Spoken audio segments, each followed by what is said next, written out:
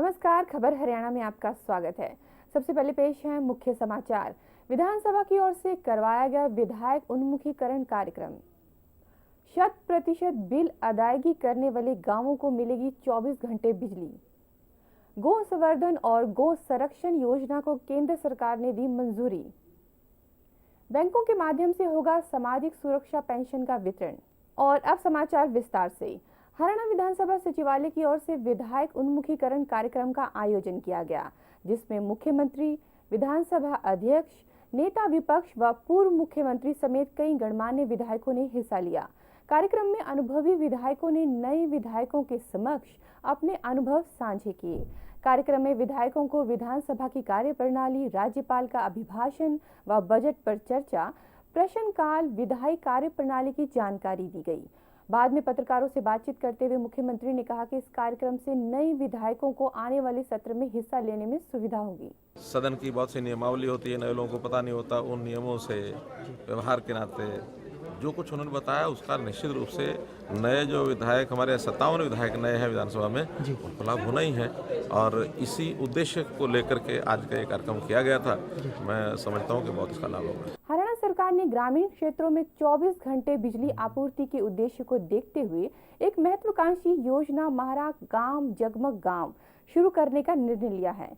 योजना के तहत भविष्य में 100% बिजली बिल अदायगी करने वाले गांवों को 24 घंटे बिजली आपूर्ति सुनिश्चित की जाएगी। मुख्यमंत्री मनोहर लाल ने अपने पैतृक गांव बनियानी व निंदाना गांव में आयोजित कार्यक्रमों में उपस्थित लोगों को संबोधित करते हुए ये बात कही।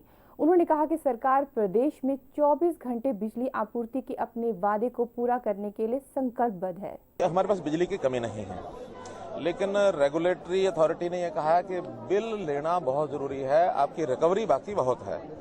हमने ये तय किया है कि रिकवरी में जो लोग हमको साथ देंगे उनको हम 24 घंटे बिजली देने के लिए तैयार हैं। रिकवरी का पैमाना ये होगा कि फीडर के ऊपर लाइन लॉस परमिसिबल जो होंगे उतना लाइन लॉस होना चाहिए, रिकवरी 100% होनी चाहिए। उन सब गांवों को मारे गांव जगमग गांव इस योजना के अंतर्गत 24 घंटे बिजली हम डोमेस्टिक को देंगे। हरियाणा सरकार के राज्य में स्वदेशी पशुओं में सुधार के तहत गौ संवर्धन और गौ संरक्षण नामक योजना को केंद्र सरकार द्वारा मंजूरी प्रदान कर दी गई है। इस योजना के अंतर्गत हरियाणा साहिवाल और गिर नस्ल के स्वदेशी गायों का अपग्रेडेशन, संरक्षण और समेकित विकास पर लगभग 78 करोड़ रुपए की राशि खर्च की जाएगी।